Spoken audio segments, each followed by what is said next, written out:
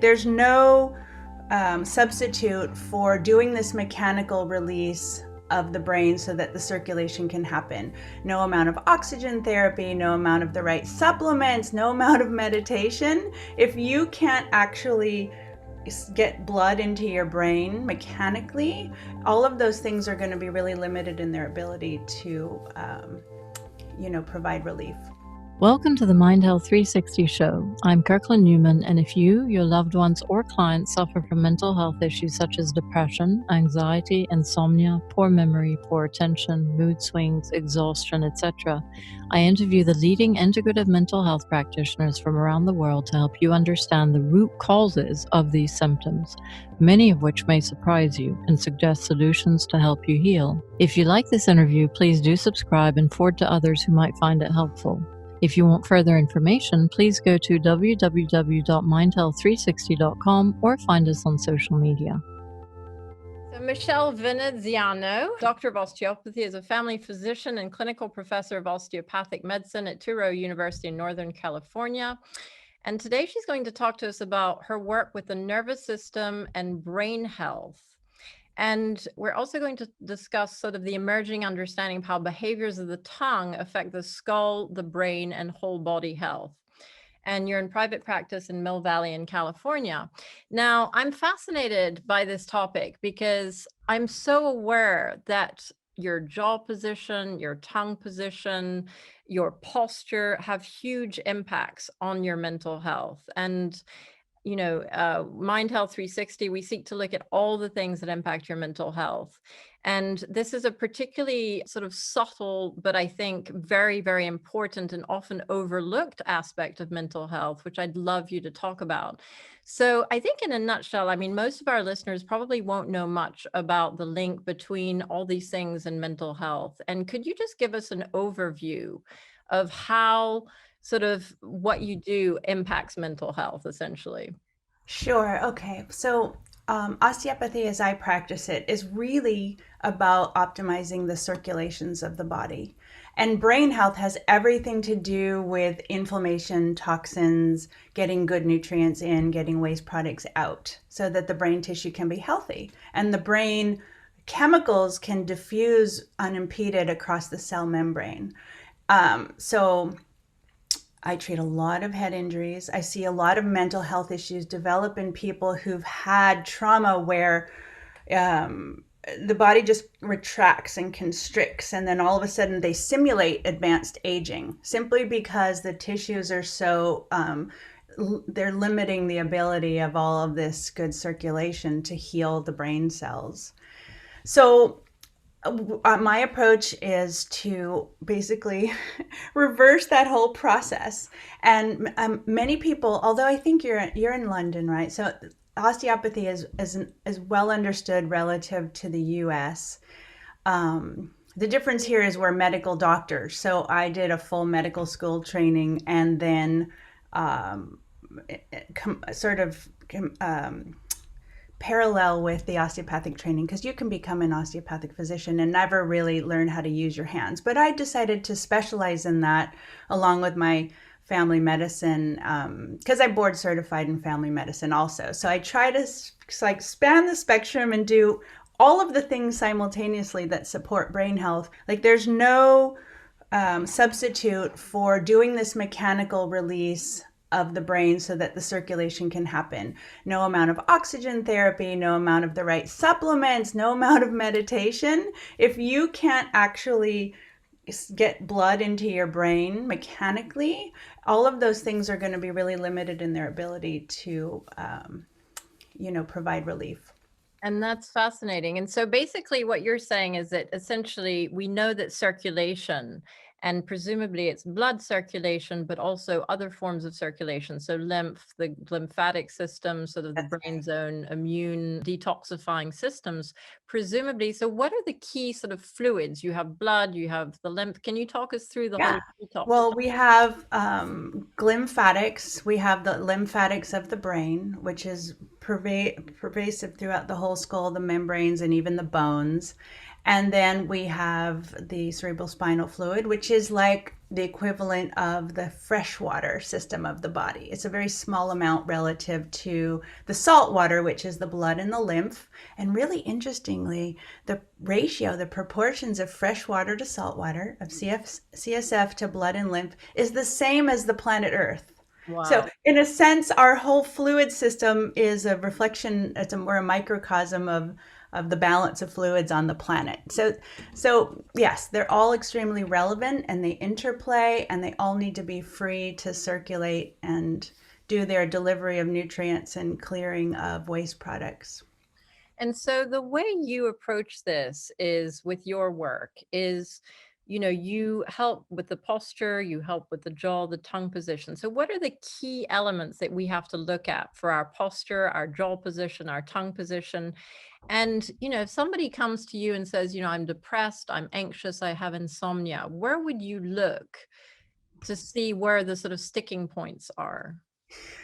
What I found is that every one of us needs to be freed up in these major hubs. The cranial and the sacral are hubs are like they're like, I'm going to imitate, like here's the center of the skull, and then where the tailbone pivots around the second sacral segment. And this whole system is a pump. The whole body is constantly expanding and contracting. We call it this primary respiration. The planet does its own rate, right? Every living thing, everything cycles all the time. That's what nature does. So it's not hypothetical, although it is not well known. So people get a little confused sometimes when I talk about this. Less so as time goes by. But once we free up this pump, we also are freeing up the autonomic nervous system. It's like unlocking this system and then resynchronizing it is like a refresh, like a refreshing a computer. So what I find, it's not that difficult. I mean, we do. I'm very intuitive, so I'll be able to tune into my body. My body gets relaxed when my hands are near the place that the patient's body wants me to start first, because it's not random. The body's trying to stay balanced all the time, so it won't let the sacrum go if the sacrum's holding something important stable up here. So I'll go usually to one of these major hubs or one of the other junctions that are really significant. It could be the base of the neck, it could be the base of the rib cage. Every one of these pivot points play off each other, so they have to be freed up in with an intelligent order that the body directs, and then they all have to be synchronized. So then we get this pump going, and then the reflection of that is that all the diaphragms of the body also come into phase and synchrony, and then the pump is back on, and the person within an hour can completely transform on my table. And so this is not the difficult part. The difficult part is maintaining it. So I've had the insight over time that really we can do so much of this for ourselves, because a lot of the times I'll have patients with symptoms and they'll call me and they'll be in distress, and maybe I can't see them right away, and I'll say, okay, here's how you're going to free up your own cranium and sacrum, and the tongue has a lot to do with that. And then the way we breathe and somewhat of our mindset and our ability to kind of tune into the feeling sense of the body, so that we can start to have our attention connected to physiologic and healing activity in the body. Somehow my attention on the patient's body starts to have everything just activate. And so we talk about embodiment. I would say that's the probably single. It's hard. It's like, what does that even mean? And I'll define it in my way. But embodiment is probably the single most relevant, critical piece, I think, to any kind of health, and certainly mental health. Because if you're tuned in and you're feeling, you can also tune into that inner guidance where your body will say, I actually need more water, or I need more of this food and less of this food. And you begin to actually feed yourself, including supplements and the people that you're around, and maybe the thing that you're doing for your work, or how you're spending the other parts of your day. And you begin to have the ability to choose those things that'll potentiate this expanded, I call it like breath potential where the body can do this primary respiration and circulate all these fluids, which it also includes vital energy. Like I mean, sometimes I feel like I can feel the meridians opening. All of a sudden, this line of connection or communication, it feels like current running through one part of the body or another. And so my endpoint when I'm working with people is refresh to that place where all of those channels feel bright and open and the body's somewhat integrated. Integration, such an important concept. And then the person spontaneously begins to breathe almost, it's like the cells start to pull the oxygen in. It's not really effort to breathe anymore. Everything just kind of wakes up. And so what I teach my patients is there are ways to sit. Like I can watch people, and there's tons of research where this thing that we do, especially if we're doing a job we don't love, we start to kind of like shrink in our chair, and we literally jam the base of our skull and compress our sacrum, and we kind of just put this whole let's call it like a life force lung as a metaphor of our body. We just kind of deflate it, and then it goes dormant there, and then nothing's right. Like you can be in a bad mood, lickety split. You could also create this contraction from eating a food or making a choice of something that your body doesn't really like, and then it'll just go and it'll be like a turtle that pulls its arms and legs in, and the nervous system will do this, and then it'll pull the bones down. It can happen.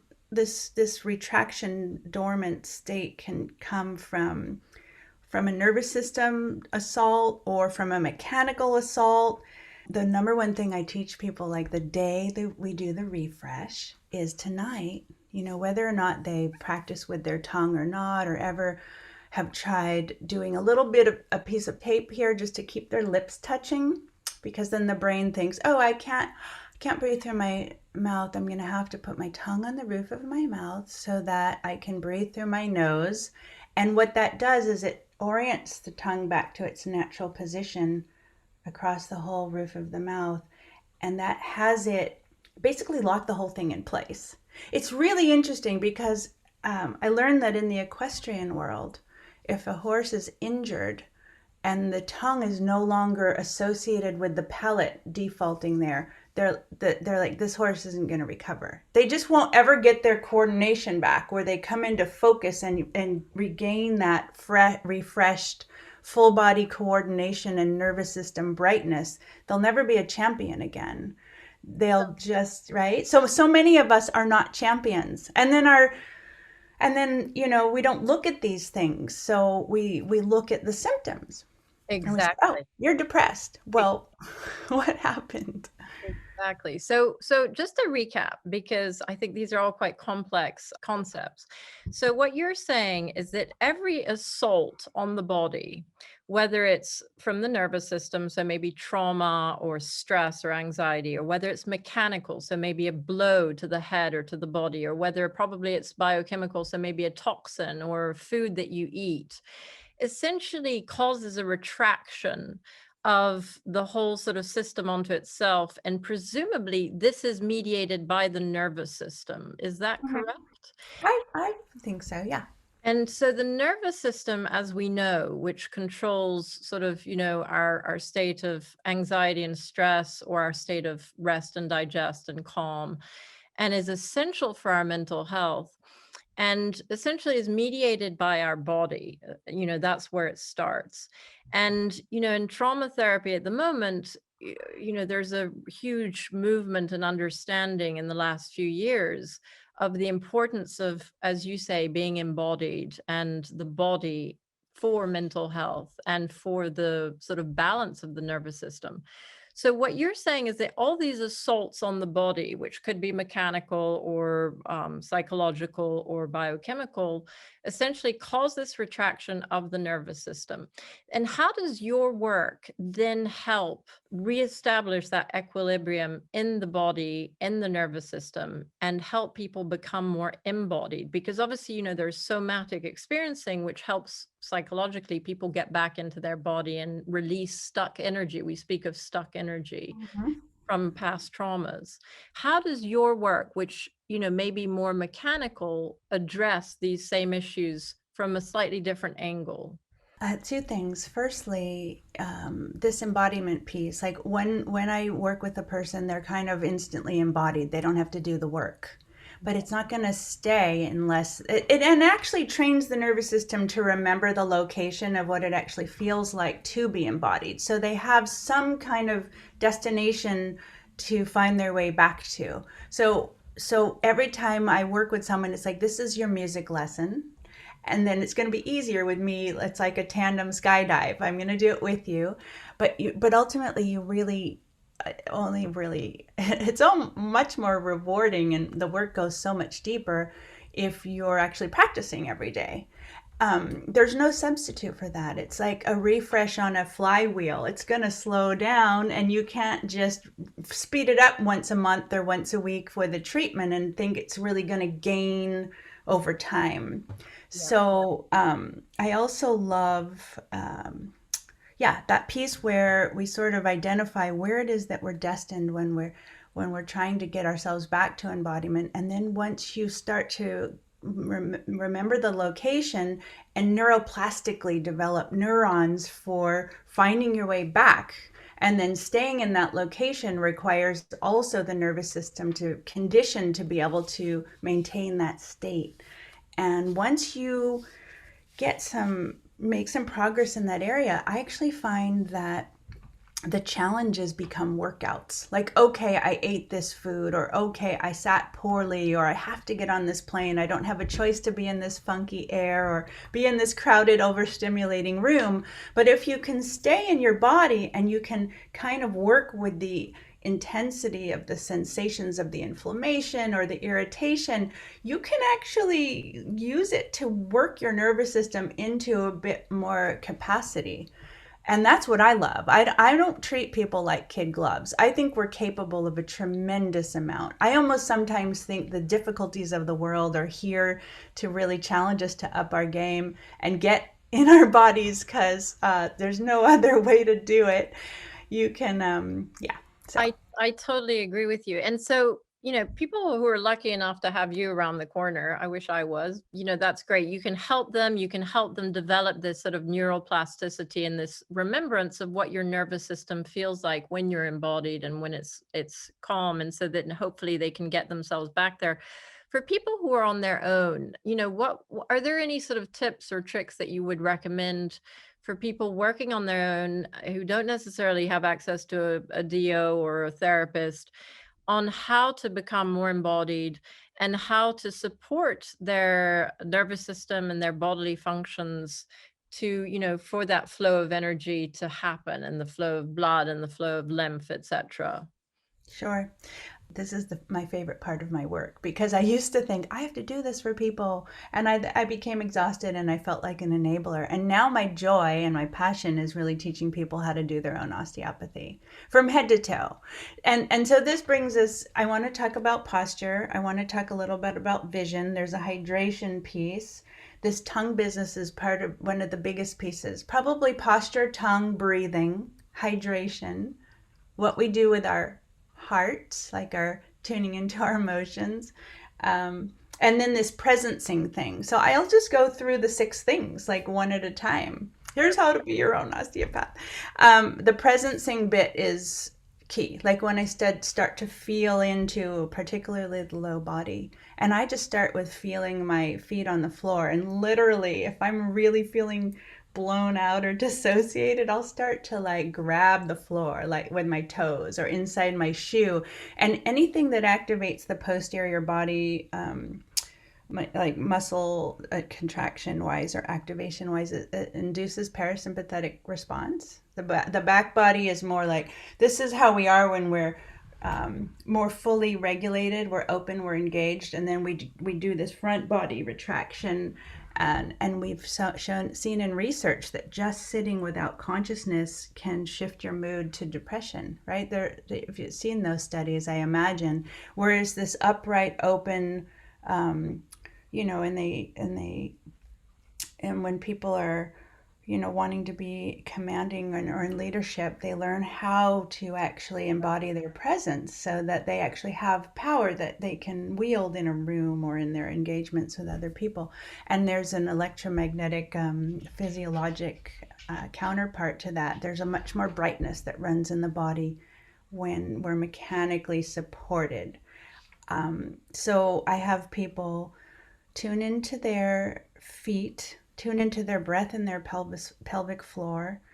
I can feel it right now. I just tune into my feet and I can suddenly feel like communication happening. I mean, I've practiced this a bit, but between my feet and my pelvis, and once you turn on those either efferent and afferent pathways in the limbs, the temperature will change. Like the blood starts to flow, and then the effect, and probably a lot of this is how somatic experiencing helps, tuning the attention into the physiology, feeling where there's density or heat or other sensations, and simply the act of tuning into sensation. Because right, we have fight, flight, freeze, hide, and then I say rest, digest, heal, feel. So we do any of these four, and the rest, digest, heal, feel, any of those things can actually induce more of themselves, and shift us to a more regulated, restorative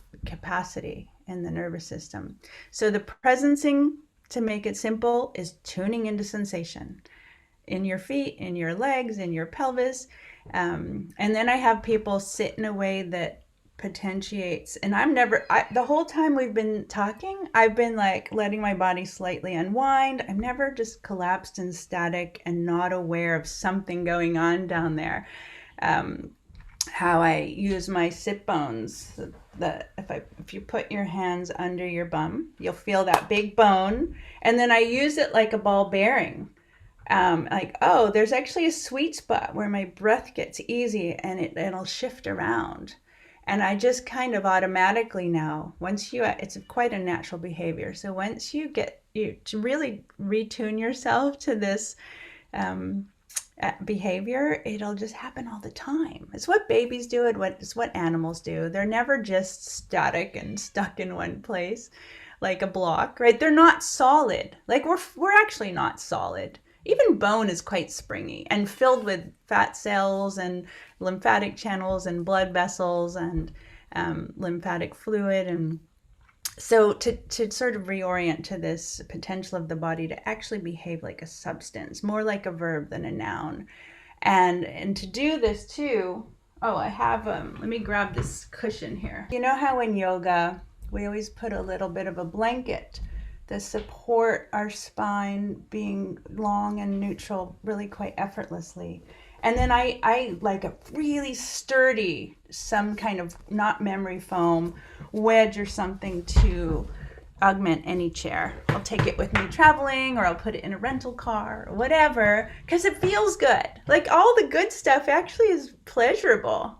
Well, And I love what you said about the fact that the body's innate intelligence to figure out if you're embodied, you know what you need. You know if you're thirsty, you know if you're hungry, you know what feels good, what doesn't. And that's a super important point, I think. Yeah. it's everything. Like if you put your attention on what genuinely feels good and enlivening and kind of wakes up my heart and has me feel bright, you will get your answer of what is needed in the moment to keep you circulating and awake.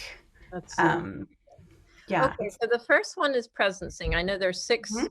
things that you want to get through. I probably could talk for 20 hours on all this stuff. So we get the ball bearing thing. And, continuum movement is a practice that's been around for several decades, founded by Emily Conrad. It's very osteopathic. And there are teachers who do this online you go into a group class and they kind of hypnotize you into this journey of sensing in the body. And it's really lovely experience. So I recommend that to a lot of my patients. Because it's so pleasurable. Everything pleasurable and fun literally is what lights up our body's ability to even download the teaching that we're giving it, right? If we I have to do my exercises. I think there was many studies that showed that we learn manyfold more quickly when we're having fun, certainly in child education, right? Yeah. So enjoyment, pleasure, fun. Um, I have people tuning into their breath coming into the kidneys in the back. We think of abdominal breathing, but it's really kidney, renal, adrenal, adrenaline. Get that whole lower back body, that whole, and Pilates focuses and yoga focus a lot on this. And then I'm always tuning in. Is my heart awake? Can I think of something I'm grateful for in this moment? And there's no joke how powerful probably holding a state of gratitude in the body can overcome so much. I just think even dealing with a food reaction, if you can stay in gratitude and appreciation, I'm just saying, I would just 50% easier across the board for everything we're trying to do all of the time, maybe more, depending. I mean, that's a little random, but I'm saying it's a lot, right? Okay. And that's And not number two. This is still number one. that's, well, I skipped ahead a little bit, but because when I teach people to sit, I actually run through all of them, right? It's all of these practices are part of sitting, the sitting practice and the walking practice. There's a way to do all of this fully coordinated, engaged body breathing while you're walking. And so I say it's either a full body massage with every step, a full body like healing experience, or if we're just rigid and our joints are fixed and our skulls compressed, every step is an impact trauma that sort of compounds. So I tell people, it says, would you rather be a noun or a verb? And then moving up, the tongue holds it all together. The tongue resting when its natural little groove, we all have sort of distorted palates now. So there are things to troubleshoot with a lot of people. Probably 50% of my patients are challenged in this area. And this is a big reason why they need treatment. Because if this can't happen, the nervous system doesn't regulate. Like the tongue resting in its neutral position on the roof of the mouth means that every time we swallow, there's about a pound of pressure that pumps the whole skull, pumps the whole body, and it potentiates this lymphatic drainage, and it has a profoundly soothing effect on the nervous system because it's a mimic of breastfeeding. So it's this very innate recapitulation of this very foundational experience. So I have heard, in fact, that a lot of the reason that kids suck their thumbs and they put their thumbs in the top of their palate is because that sort of holding the palate is soothing to the nervous system. And so, are you saying that if we have our tongue in its optimal position, which is at the top, the roof of your mouth, that acts as a sort of self-soothing device for the nervous system? Massively.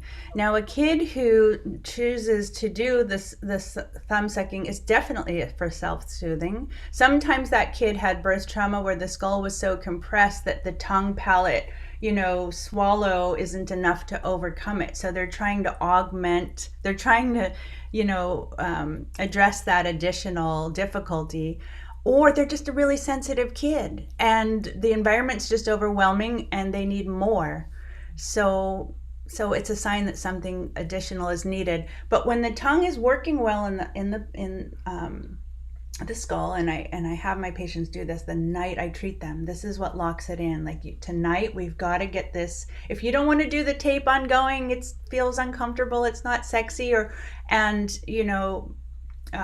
there are just a lot of little details around that. But it's not a pain. It actually feels like a little swaddle. Like if to train the whole face to rest in this kind of, steady state integrated way is, it's really, the tape itself can be quite soothing. So I like to say a well-functioning tongue, we swallow 1,000 to 2,000 times a day. That's about a pound of pressure running through the skull. This has a profound effect on circulation. I have a couple functional MRIs, one of someone singing, where just the movement of the tongue in the skull and the muscles in the back of the throat, you can see the whole brain vibrating. So, and also a heartbeat. One single heartbeat echoes through the whole skull and moves potentiates circulation in every brain cell. So a pound of pressure, 1 to 2,000 times a day from swallowing, this is a profound mechanism. It's like I remember in biology in 10th grade or something, learning about those invisible cilia in the throat that we happened to happen upon, incidentally discovered this invisible mechanism, but additive over the day moves a tremendous amount of mucus, but you might never know it's there. So additively over a day, a well-functioning tongue, I say, is like having an osteopath living in your head. It's just going to keep the whole body on track. It sort of orients like the rudder of a ship, this entire mechanical, like coordinated expanding and contracting behavior. And it's also a set point for, I've seen this now after years of practice. I can feel the body kind of come into electromagnetic integration, and the nervous system simultaneously comes into integration. They're the same. Like in the Vedic tradition, they talk about the prana body, the electromagnetic body, coming into integration with the physical body, into phase, and then the nervous system actually comes into regulation simultaneously. So most of us don't feel our energy body. That takes practice. I'm more and more people are able to do it, though. It's wonderful. But we can feel what's happening with our nervous system. So I'd say by corollary, it follows that once we get our nervous system regulated, we're electromagnetically more in a harmonious, steady state equilibrium. And so, okay, so that is all fascinating, and it's very it's really interesting, but it's quite complex. So the tongue, you know that you swallow 2,000 times a day on the top of the mouth, and the pressure and the fact, so the impact that that has on the brain is to boost the circulation of both the blood and the lymph and the lymphatic system. Is that how the mechanism of how it works? That's the mechanism. So there's a mechanical piece, a pound of pressure every time we swallow, 1 to 2,000 times a day, literally mechanically actually pumping the whole body. Like because of the coordinated effect of any motion. Any cell moves, every cell moves, ideally. So there's a huge mechanical effect that literally helps the lymphatic strain and the blood get in. And then there's the regulating of the nervous system piece, because if you get that self-soothing effect and the fight or flight comes down and we're more like in a restorative open state, we are actually able to heal more efficiently in that state. Yeah, right. Absolutely. I mean, that makes that's, you need your nervous system to be balanced and regulated so that you can heal for sure. But and so this sort of pumping from the tongue, is there a position that you need for your tongue to be in for it to be most effective? And are we dysfunctional in that way in our society, that we don't use our tongue optimally to help pump this in the brain? It's so huge. And I've been sort of like making so much noise about this probably for 10 years. And then this year, I don't know if you've seen the book Breathe by James Nestor. It's really, really, everybody's like, wow, the tongue's so important. And I'm like, yes, it is. So he's made it popular and sexy, and it's really been helpful to my teaching of people. So the most important thing is full contact across, especially in the back, the soft palate, because this is where all the vagal, the whole polyvagal superhighway back here. And so most of us actually don't have great contact there. And you'll see these people because the tone of the tongue underneath will, let's see if I can show you here. So when my tongue's where it needs to be, you're going to see, like, you ought to be able to get a nice, almost a full finger in the space when you swallow, if the tongue's going up to the back of to the soft palate, the back of the mouth, roof of the mouth. See what I'm talking about? Can you see it? Yeah, absolutely. And then most of the time, no one's doing anything. Many people are doing nothing with this. And then because of that, their airway actually doesn't quite fully develop, and the tissues, the tongue is lapsing into the airway, so they'll do this to open the airway to get more air. So this person with this tongue palate dissociation begins to have this kind of posture, and they begin to have almost even a shape of like you know, a diagonal shape to the neck and jaw area, and they'll have a lot of loose skin here. But then it'll travel all the way down the body, and they'll tend to have a very flat butt because they're not using any of the posterior muscles. They're very retracted anteriorly.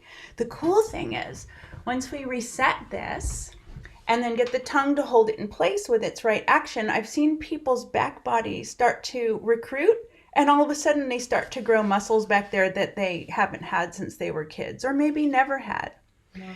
But we're talking about restoring to a very natural, innate state that whether or not we expressed it was in our DNA to have it happen, and then maybe it got derailed along the way with toxins or poor nutrition or trauma, all the things James Nestor talks about in his book that have derailed us. But then there's the part where we have changed over time because of many things, but the toxins, the way we use our bodies, and then the way we chew food, like he was talking about, how once we began to be able to cook, we no longer are doing this work with the whole mouth that keeps it conditioned. We use the tongue differently. We don't grow our faces out. So we all have a bit of we all have challenges that to work with in this good breathing nervous system regulation area. If it's crowded back here, you won't get out of fight or flight. It's like, the uvula, the little, when the doctor says, say, ah, and they're looking to see if that thing, it's a test for vagal tone. And if the tongue is crowding the back of the throat and constantly like collapsing the uvula against the back of the throat, it's kind of like we can't breathe. The brain is continually being, there's a continual alarm going off. And so that person, whenever we're out of neurologic regulation, the whole body's like holding its breath.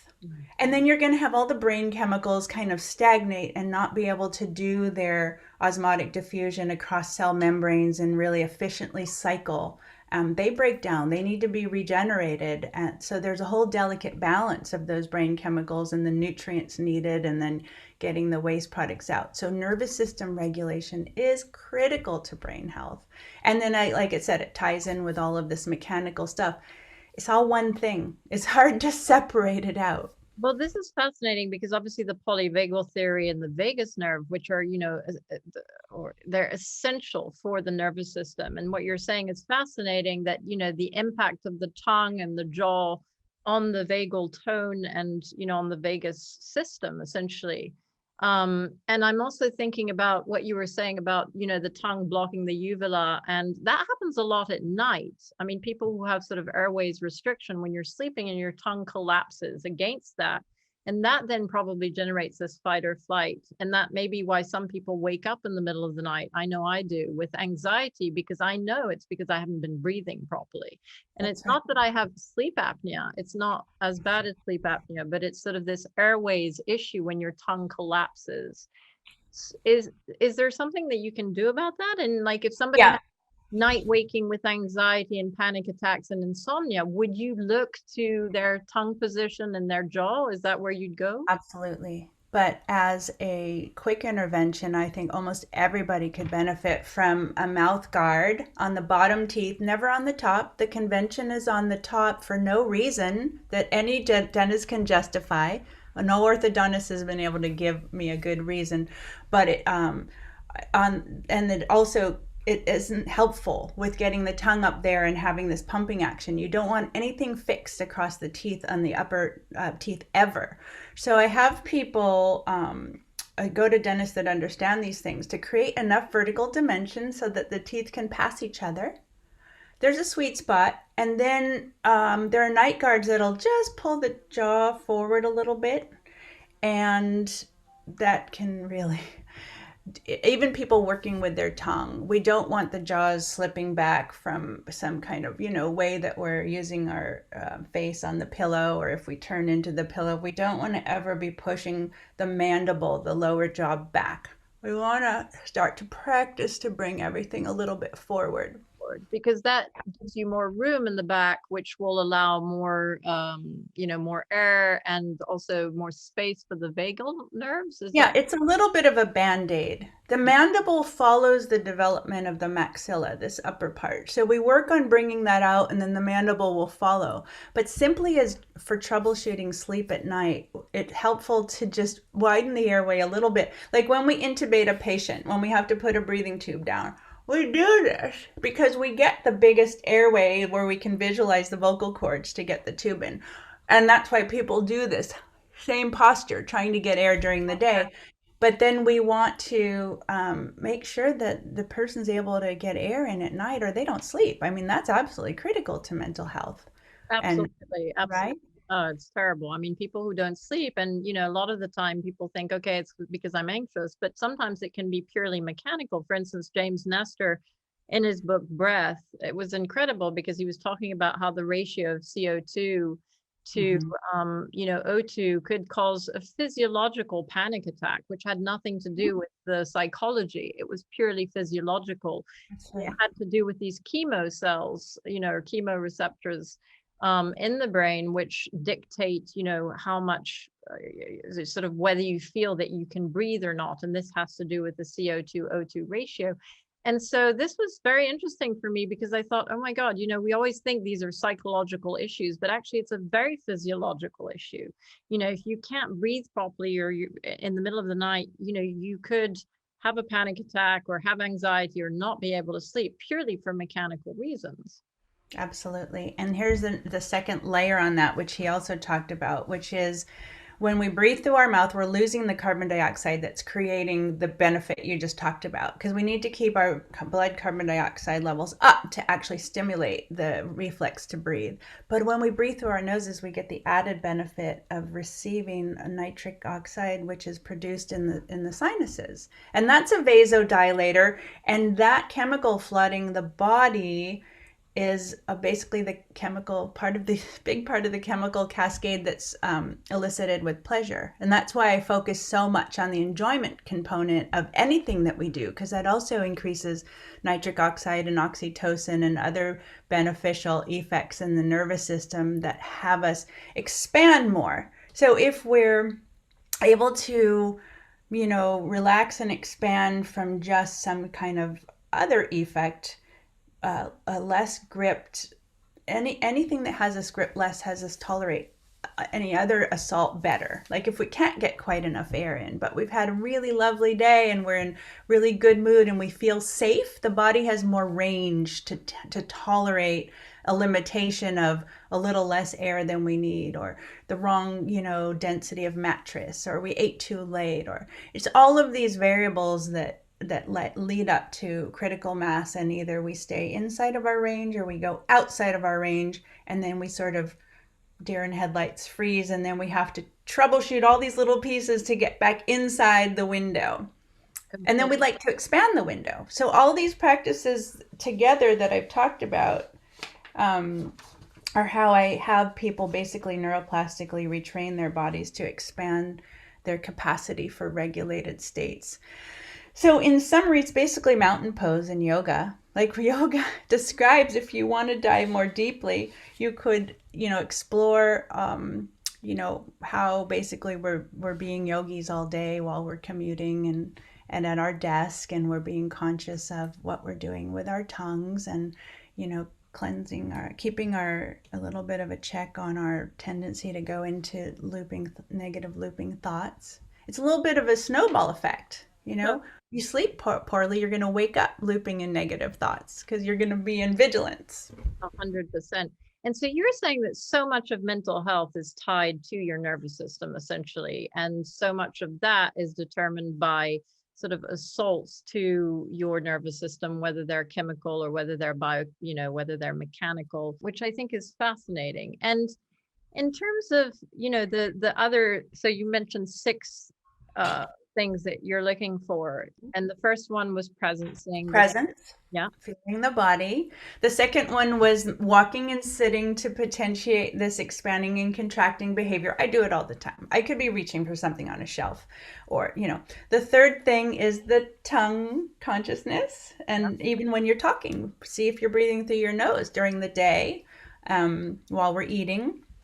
And then the fourth one is the breath and the 360-degree breath that attends to this kidney, adrenaline area and has us also be able to work, with feeling the breath, waking up the pelvic floor.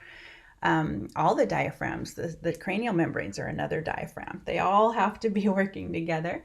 So I like to feel my breath through the whole body, and that's a practice that the skill develops over time. So then number 5, I talk about hydration. That's the one we haven't talked about. 6 is cardiac, the heart stuff. But the hydration piece is is really, think about it. If we want to really be a fluid, we can't be a dehydrated. Most people walk in and they feel like beef jerky and their body's been in this shrink wrap. The nervous system to me is everything, right? It's everything. I actually spoke with Stephen Porges about this. I remember telling you about this because in osteopathy, we've had physiologists, postulating these things for decades. And I remember he wrote something about how 90+ % of illness is really related to the nervous system's stopping. It's not responding anymore. All bets are off. It's the underlying, to me, it's underlies all disease. And he said, I agree, but I didn't put it in writing exactly that way. That's just his educated professional view. I totally agree. I think a dysregulated nervous system is behind everything, and people get cancer or diabetes or mental health issues, depression, anxiety. I mean, all of these are linked to the nervous system. And, we think of the nervous system again in terms of psychology, but it's also in terms of, very much physiology, so we could have Absolutely. mold poisoning or 100%. toxin or Lyme disease, which is an assault to our nervous system. And that's, I think, the trick that we're missing in conventional medicine is that, this is so crucial.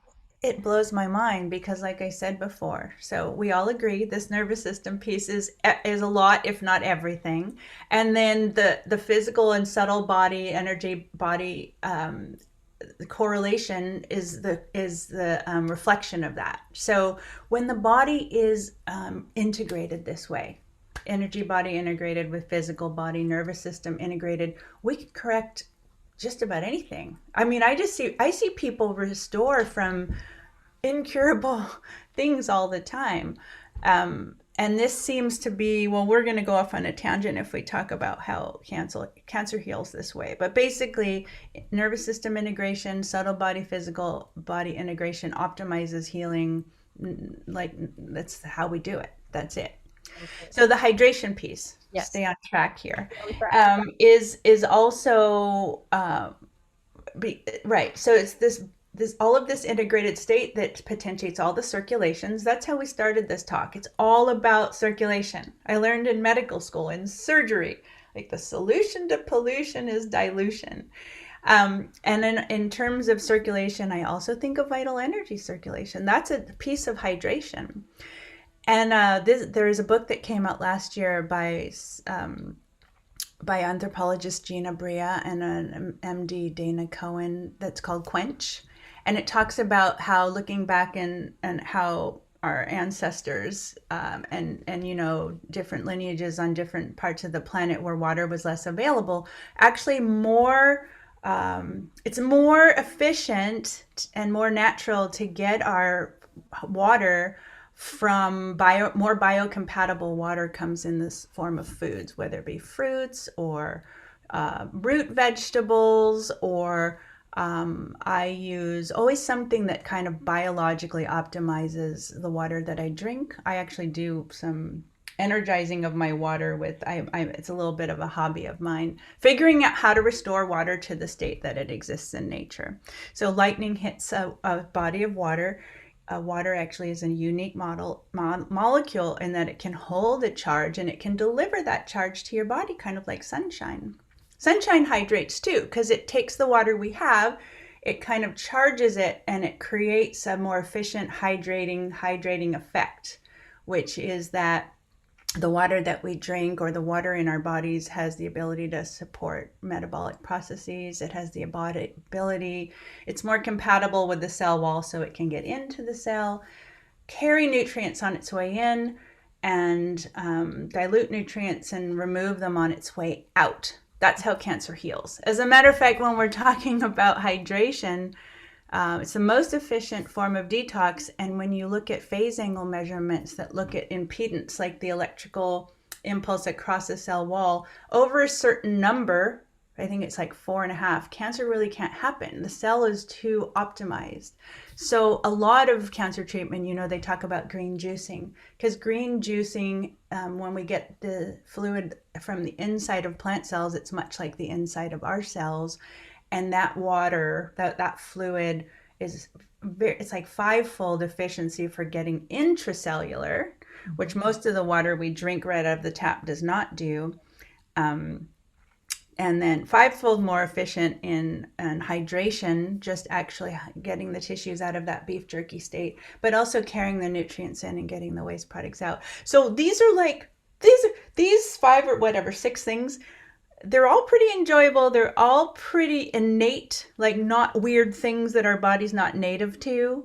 They feel good. And they're super high yield. I'm a busy mom. I want to be doing things. I don't want to be managing my health and buying tons of supplements and doing any kind of exercise that it doesn't feel amazing. I'm just not going to do it. I mean, there is a big thing where, what is it now that in order to stay healthy, we have to spend so much time on self-care, we can't actually go out and live and have fun. I think we have to be having fun. I think that's so true. And, and not fun, I guess, in a destructive way. Like for some people, going out and having fun is like drinking too much or taking drugs or whatever. I guess that's not what we mean by fun.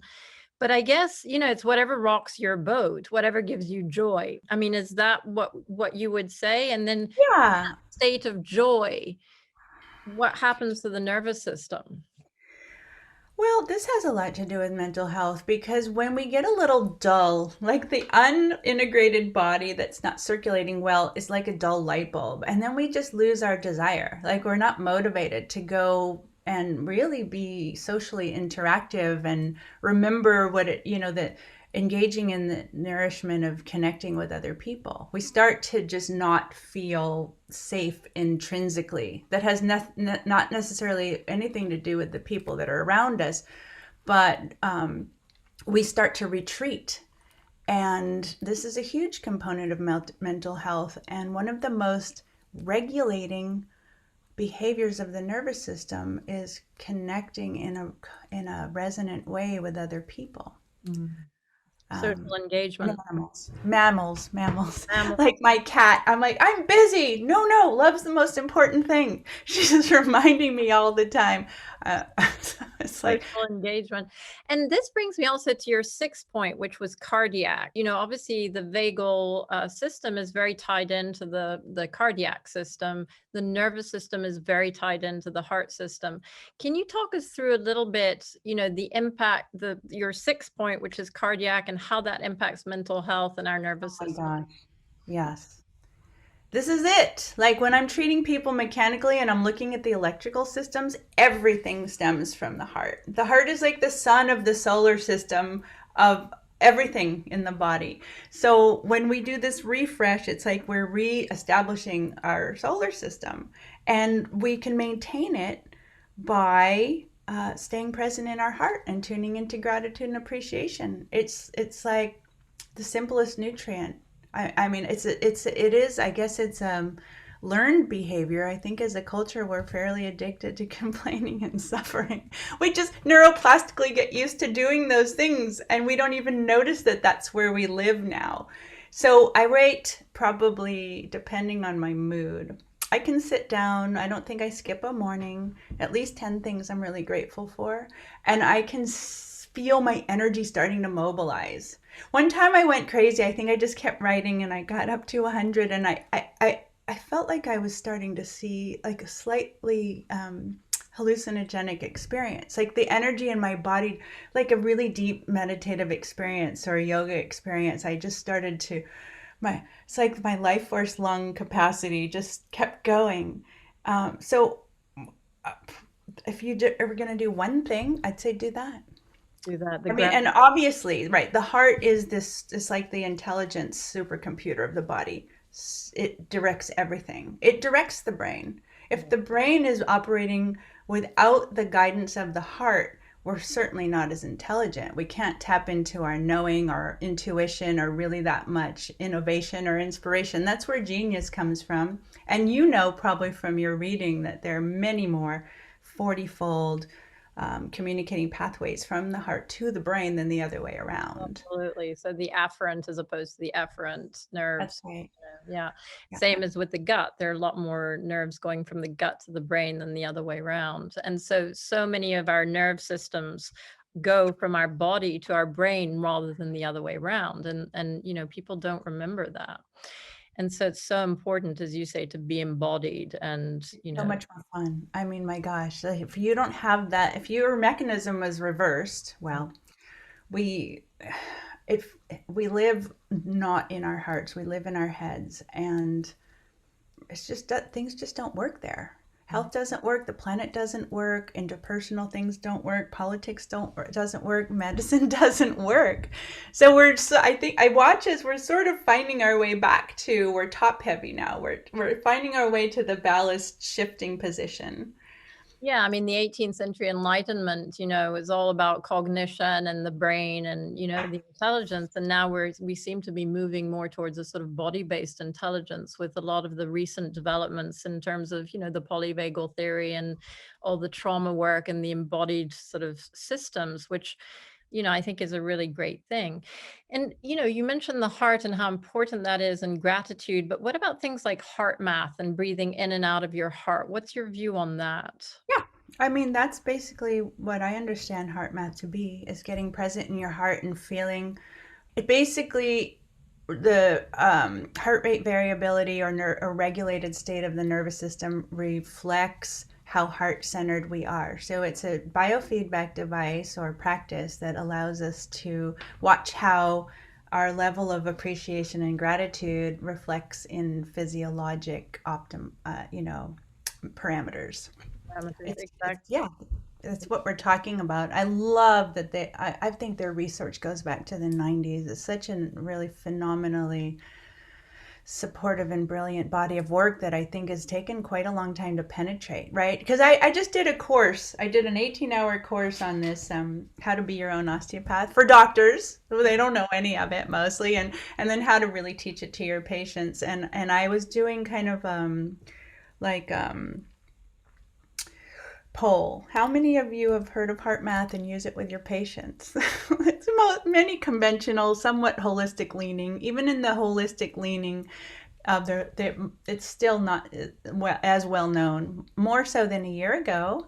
So I do think this is the time when we're becoming more open, possibly as a function of necessity, possibly as a simply just a trend in our evolution. It feels like we're at a really, really ripe kind of like, place to go get to the other side of some pretty major things into a new place. I would agree. And, you mentioned earlier one more thing in terms of sort of consciousness and expanded consciousness when you do your meditation.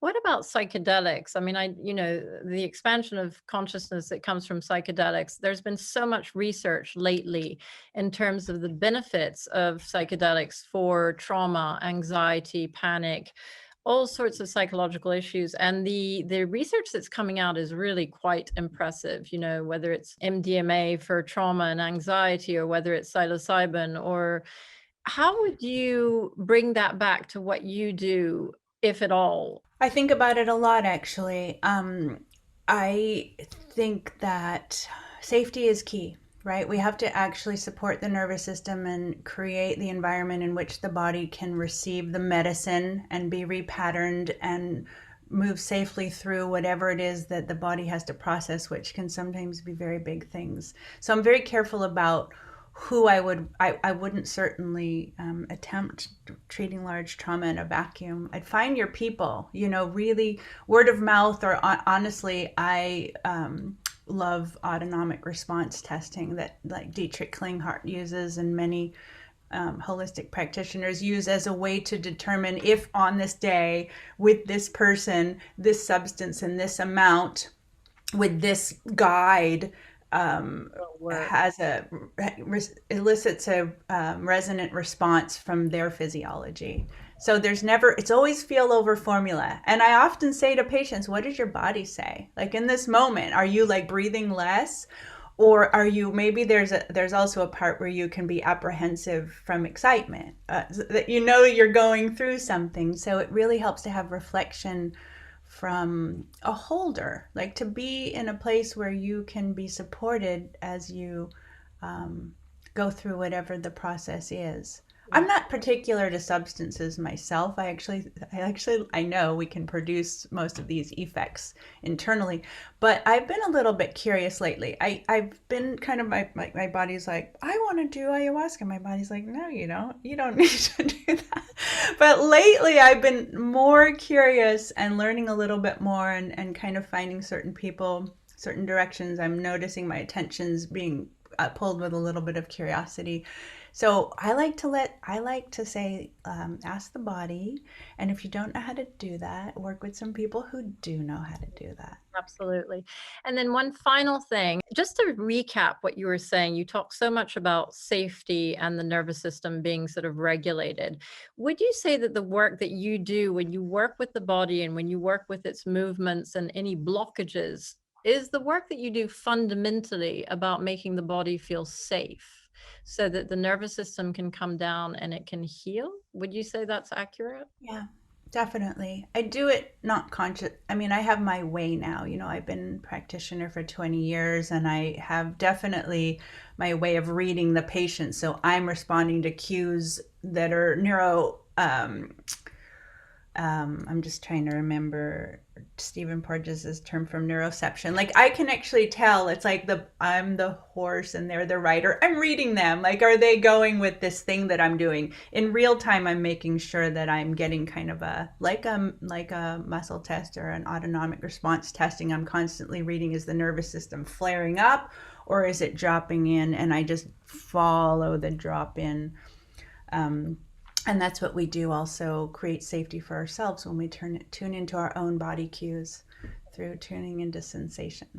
And then we can go further and learn more and clear more trauma and, restore more. And presumably this is why sort of mind-body therapies, whether it's Qigong or Tai Chi or yoga or even dance movement, can be incredibly healing because it helps you become embodied. Is that correct? Absolutely. That's why my sitting practice is a movement practice. Like remember the verb, we're verbs, not nouns. We're actually meant to be moving all the time. And then if we're sufficiently hydrated and our heart is bright and we're tuning into every joint, we're actually micro-moving constantly. So pretty important for busy people, because I don't always have time to set aside for my Tai Chi. I prefer Tai Chi, and sometimes I do tango dancing, or I really love to be out in nature swimming in really ice cold bodies of water. It's not always convenient. And I'm doing my practice 24/7, and the body's meant to rest there in like steady state equilibrium. And then even if I've been traveling for 2 weeks and I haven't been to a yoga class, or maybe in months I haven't been to a yoga class, but because I'm slightly conditioning all the time, I can be faced with an adventure and my body's ready to go. Yeah. Yeah. So that is amazing. When I look at you, I'm like, you're going to live forever, Michelle. I'm like, we should all take a I haven't yet told people like my age, but nobody believes me, just so you know. You look incredible. You're amazing. I won't mention your age on this podcast, but you really look amazing. And you've got this amazing energy and this amazing, you're so lovely. So where can people find you and find out more? Obviously I'll have this in the show, but for people who are listening. Yeah, I'm practicing teaching. It's really fun for me to practice. Obviously, drilling down the talking points of this broad subject is so challenging. And really, it is a co-regulation, social engagement experience that brings it out. So I'm practicing teaching. I just created a Facebook on, I can't even talk now for some reason. All those compliments just kind of overwhelm me. I'm just kidding. I created I called it Osteopathic Flow Practice Study Group on Facebook. It's free. And I'm basically having podcast talks like this with people on their issues. And that way we keep listening to the material over and over. Layering, repetition is key to patterning into the nervous system. And so, I can be reached there to there I have little polls, and I have little, things people can just participate in. And then I've written about all this stuff, so all my blogs are available there. And I'm going to do this 18-hour course I just did for medical doctors. I'm going to recreate it for all people. That's what I'm doing this year. So I'm really, really excited about that. That's what the Facebook group is like, how I'm just sort of developing my talking points and my style of teaching. That's So it's brilliant. really exciting. That's super exciting. So we'll look out for you, Michelle Veneziano, DO, and I'll have all this in the show notes. But Michelle, thank you so much for your time. That was fascinating. And, not something we think of in relation to mental health necessarily, but really, really key and crucial. So I really am grateful. Thank you. Grateful, and thank you for having me. Thank you so much for listening to the Mind Health 360 show. I hope that we've helped you realize that mental health symptoms have root causes that can and need to be addressed in order to sustainably heal, and have given you some ideas about steps you, your loved ones, or clients may take to start their healing journey. Please share this interview with anyone you think may find it helpful, and don't forget to subscribe to keep up to date with our latest interviews on integrative mental health. If you want further information, please go to www.mindhealth360.com or find us on social media. This information is for educational purposes only and is not intended to diagnose or treat any disease or to replace medical advice. Please always consult your healthcare practitioner before discontinuing any medication or implementing any changes in your diet, lifestyle, or supplement program.